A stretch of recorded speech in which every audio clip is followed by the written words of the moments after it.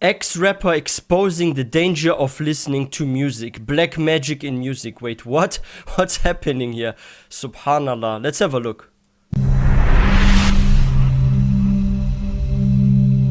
Yo. People don't understand, like I mentioned, when you arouse yourself with these things, you're opening yourself up to a whole nother world that people don't understand. And as you mentioned, the musicians playing with the Ouija board, people don't know what these people are doing behind the scenes. There's a reason these women and these people are screaming in the crowd for them. Many people are utilizing the assistance of the jinn to assist them in their performances and everything. People don't realize these things. This is a whole nother reality, especially many of the Muslims are very ignorant towards this fact. They don't understand that this is a whole nother element. It's just not something that's, friendly and things like this. No, you are inviting these things into your home on a deeper level. You're inviting these things to your home and everything. So when you're talking, it's like interesting. He says like inviting to the home and stuff, right?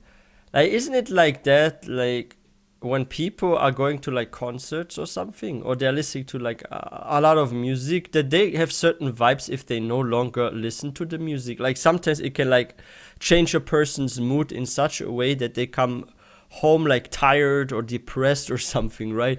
And when you look at like a lot of lyrics and stuff, some are like really negative or some talk about depression. Like there are so many songs about heartbreak that are very, very famous, right? And it's in the top charts of the newest songs and stuff, right? And it's about, oh, someone left me, I'm sad, I'm depressed. And people listen to this for hours and they get certain vibes, right? After that, like a certain feeling they have that they didn't have before. On a deeper level. You're inviting these things to your home and everything. So when you're talking about the jinn and these things like this, I'll give an example from a personal experience. Okay.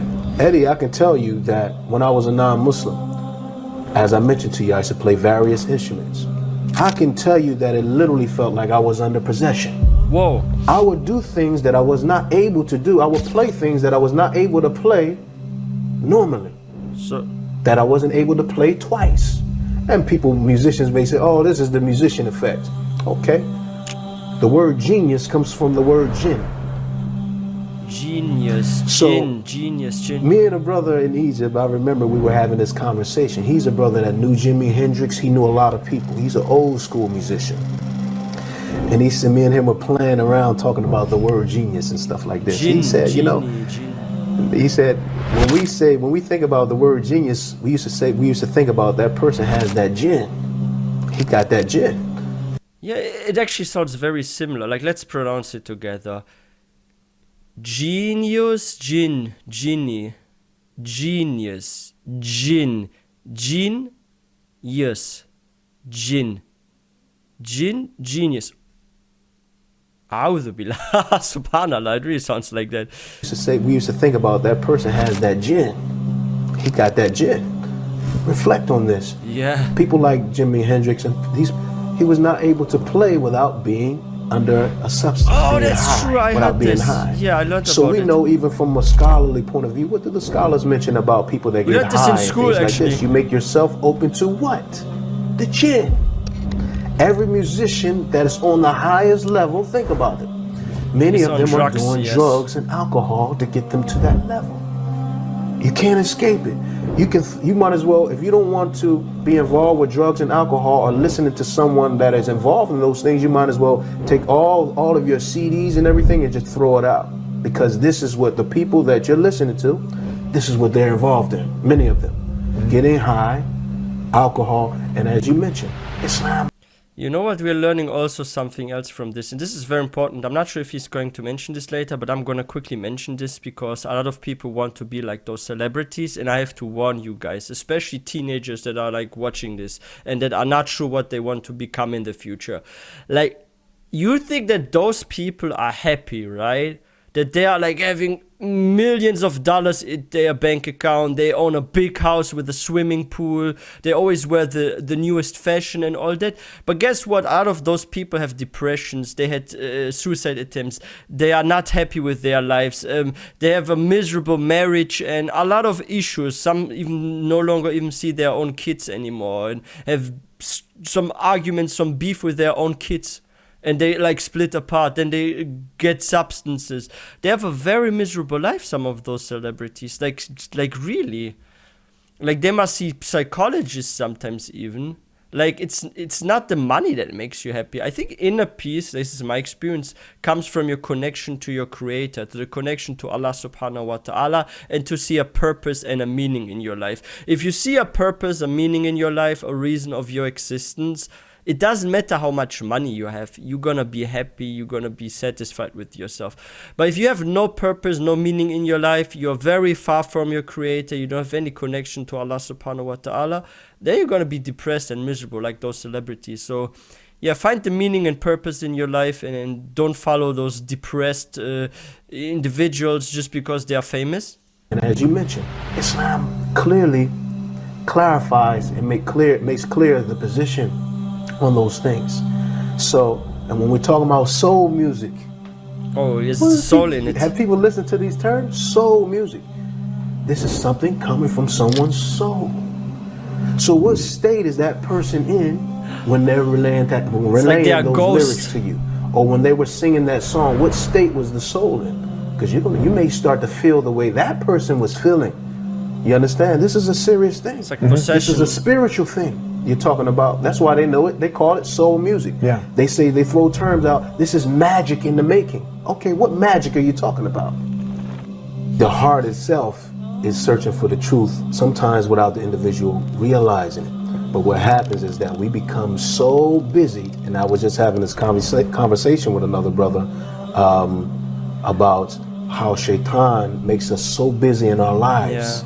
You know, whether it be with music, once again, movies, social media. You're watching, people that are glued to the TV, literally becoming a zombie. We become so busy in our lifestyle that we don't realize the heart is literally screaming out. It's screaming for guidance. So the difference between my heart then and now is no comparison. Yo, I'm wondering one thing, and I have to look this further up with like studies done by psychologists and doctors. So back in the day when I was a young teenager, we had like those super old school trap phones basically. We didn't have like so much social media where you could just scroll through Instagram, Fitnagram, TikTok and all that, and so much images and short clips you consume every day, right? Like we did not have that back in the day, right? And now it's like available and accessible to everyone, even kids that are only like 9 or 8 years old. They're already consuming so many images, and they get to see so much stuff that I, in my whole life when I was younger and I was like 8 or 9 years old, did not get to see, right? This is something that happened like 10 years ago, this new trend or what.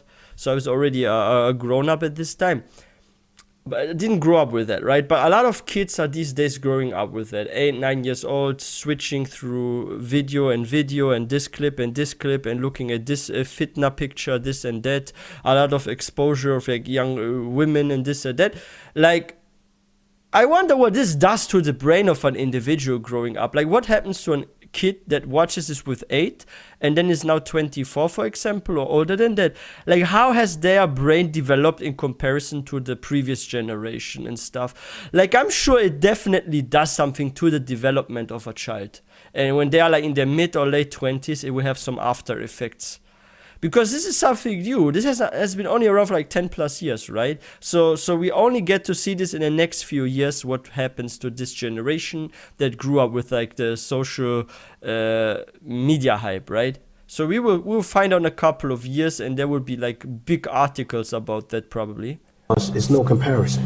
I'm telling you, like anyone that knew me before and knows me now, they see a big difference, and this is not to brag about myself or anything, but this is the calmness and the peace that I have with Allah subhanahu wa ta'ala today. It's a big difference, and I can't say enough to be grateful, I can't say enough to thank Allah, honestly, man. I mean, I think about it every day, how Allah literally took me away from that environment I was around. Literally, if I wanted to right now, I'm someone that can go right back to what I was doing again, and literally with all this technology today, and make millions of dollars without a record label. Just talking about how it's so much easier to do those things. Yeah. But I know in my heart, those things are temporary enjoyments, and they're going to do nothing but destroy me. It's as simple as that. To simplify, it's going to absolutely destroy me. And that's what I was on, a path of destruction, without a doubt. Without a doubt. The statement of Ibn al-Qayyim Jawziyah, rahimahullah, he mentioned that the Quran and music can't be in the same heart at the same time. You can't love music and love the Quran at the same time. They're going to be at war with one another. So that's true. Even if you think about your free time and your time, right? Like if you listen to several songs and you're going to listen to it for like more than 1 hour, you could have used this 1 hour instead to listen to the Quran, right? And learn also more surahs by heart and become like a hafiz in Quran, right? So there's definitely some conflict. I feel like this is the thing with not just music, but with everything you're doing in your life, right? If you have 2 jobs, you have a conflict with other stuff, right? Like maybe your family life, your spouse, right? Because you're doing 2 jobs, so you have little time for the family, right?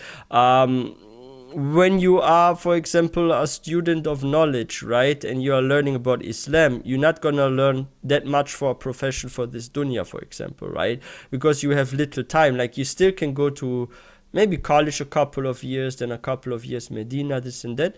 And of course, like as a Muslim, you should always prioritize on your deen than the worldly gains. I'm not saying you shouldn't study anything in college or university. You shouldn't get your bachelor degree in maybe informatics or in business or whatever. No, I'm not saying that, or in language.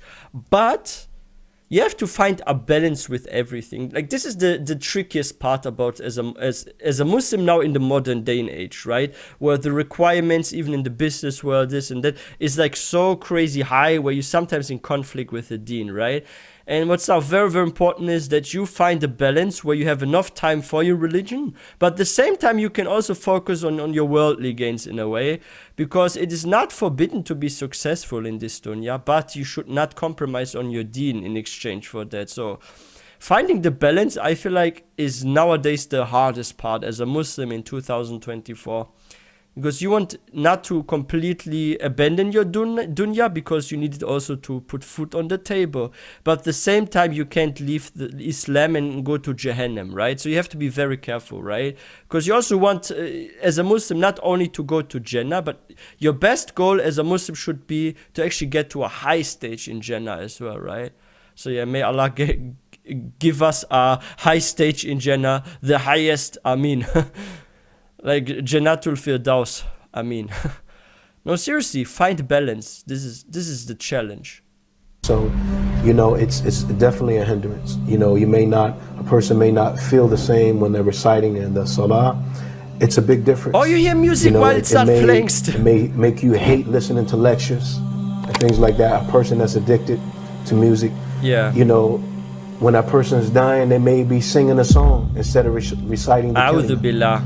It's very dangerous. I heard stories like this before. So why take a chance? Why take a chance on something? And it's something where, I know that it's definitely a trial, without a doubt. It's more addictive than probably drinking alcohol, or it's more addictive than trying to get away from smoking cigarettes and things like that. It's more addictive than that. I believe it. So it's a step-by-step process. No one's going to probably get rid of it all all at once. But take the steps necessary. Show Allah that that you're at least taking the steps. Allah is most forgiving, most merciful. So and most importantly, I would say with that is to ask Allah to assist us when we have those addictions. Just ask Allah, ask your Creator to assist you. Ask Allah for guidance. Even if we're a non-Muslim, for example, the best thing we can do is ask the Creator of the heavens and earth. Even if you don't believe that the Creator exists. Say, oh God, guide me to that way which you are pleased with. Guide me to your way. Without a doubt, Allah is going to guide you to Islam. Yeah, if your intention the Creator is pure, is going to guide you to Islam. If that person sincerely asks the Creator of the heavens and earth to guide them, He will guide them. Mm-hmm. So likewise, if a person sincerely asks Allah to guide them away from music, it will work. They will, without a doubt, Allah will assist them. Allah will show them a better way. There's a saying, if there's a will, there is a way, right? This is how it is with everything. Like if you set a goal and you really have the right intention, you want to go for that goal, you will walk that path, even if it's difficult. Because if you have really made that goal in your heart and it is inside you, your will, that's what you want to do. Like, you gotta be stubborn on that path. You're gonna stick to it, even if you sometimes get a little weak. You will walk that path. That's how it is. Set a goal and be consistent on it. In this Keep society, walking. being a virgin is frowned upon. Why? Yeah, why? It's pure. It's because of what the people are listening to, what they're being conditioned with. They are being dumbed down. So, I mean, they're turning into zombies. So when you have these type of songs, they're still calling the youth to the disobedience of Allah, where the children, the youth are starting to be very disrespectful to the parents, and the parents don't understand why. Yeah. Have you examined what they're allowed to listen to? What do you allow them to listen to? So, and I'll just a quick question. You know, it's like good here in Germany, and I remember this from like my friends back in the day, because here like people do speak English and they learn it in school, but their English is not that good, and most of the popular songs are in English. And I had like two types of friends. I had those friends that listen to German music and those that listen to English music, and both listen to a lot of rap music, for example, right? And I've noticed something very fascinating. You guys are going to be surprised, and you're probably going to think deeper about what I'm saying right now. So the one group of friends that listened always to English rap music, but they did not speak English well themselves, they were more normal. Then there was this group that listened to a lot of German rap songs with a lot of disgusting lyrics about even beating women, about fornication, about drug abuse, this and that. They used to actually sometimes drop out of school or become very violent or in trouble with even the police and stuff, right? So I was sometimes thinking back in the day, why was that one group less affected than the other group, and how did they grow up this way? Why did they grow up this way? And this was because one group didn't understand the lyrics of what they were listening to, and the other group, they took an inspiration, an example in those people they were listening to with their lyrics. They looked at them as like idols, like, oh, I want to become like that individual. And they started acting tough. They wanted to be a gangster. We used to call them wannabe gangsters, right? Because they are like, oh, they want to be a gangster and they try to imitate it, but they're not even in a gang. They just try to do stupid stuff, like go to the supermarket and grab something from the shelf and walk out without paying and stuff. Like, that's seriously what some of my older friends used to do until I distanced myself from them and saw that they are not good for me. And they used to do very dumb stuff. It was usually those that listened to German rap music for some reason. The ones that listened to English music, they were more normal. Did they have sometimes their moments where they were weird? Yes. But they were most of the time more normal than those that were listening non-stop to German rap music. They were crazy sometimes. It's insane. And everyone has to question this. If you listen to music, if a person listens to music, ask them how many verses of the Quran have they memorized? Is the Quran difficult for them to memorize? If so, then you know why. Then you know why. I met people in Egypt, Brother Eddie, and there was a brother listening to music. He was addicted to it. I saw he was addicted to it, and I asked him how many verses of the Quran had he memorized, how many surahs he had memorized. And keep in mind that you have many people that have memorized the Quran in Egypt. This brother had memorized 4 surahs his whole life. Wow. And he told me, I said, have you been listening to music since you were a child? He said, yes, I've been listening to it, and he said, I'm addicted to it. You know, I said, this is the reason. This is the reason. So anyone that has that same problem, just look at the opposite. Then The I know Quran, more surah than and this see guy. how much And I'm a revert. time you spend with the Quran. Non-native You'll see Arabic that speaker. Shaitan is trying to take you away from Allah. That's so sad, man. Are you tired of all these annoying ads on Yo, that is so sad with that guy in Egypt. He's like a native Arabic speaker, and I even know more surahs than this guy. Like, this is really sad, guys. Like, imagine you are a native in Arabic, and you can, like, read the Quran so well, right? Because it's your language. Like, you can memorize it so easily. For a revert, if you've mastered 3 or 4 surahs by heart, like this guy, 4 surahs as a revert, as someone that doesn't know Arabic, this is very good 4 surahs for a revert. If you know 7 surahs, that's already a good start, right? Like 7 surahs for a revert. But for a native Arabic speaker, you should know at least 9 or 10 surahs by heart. This should be the minimum, 9 or 10 surahs. If you don't know 9 or 10 surahs by heart, something's wrong with you. You should know at least like parts of some of them and some complete. Like, let's say you know 6 surahs completely, and then 3 or 4, like half of them by heart. That's already a good start. But only 4 surahs. As a native Arabic speaker, come on, like, what have you been doing for whole life as a Muslim? You're not even a revert. You're born Muslim. What have you been doing those 25 or 30 years on this planet? That's insane. But yeah, may Allah guide the people, Ameen, and may Allah protect us from music addiction or addiction to anything that keeps us away from the deen, Ameen. May Allah guide and protect the Ummah, Ameen. And yeah, if you guys are new to this channel, please don't forget to hit that subscribe button for more content. If you enjoyed this video, found it informative, please don't forget to give this one a thumbs up. And I will see you guys next time, inshallah.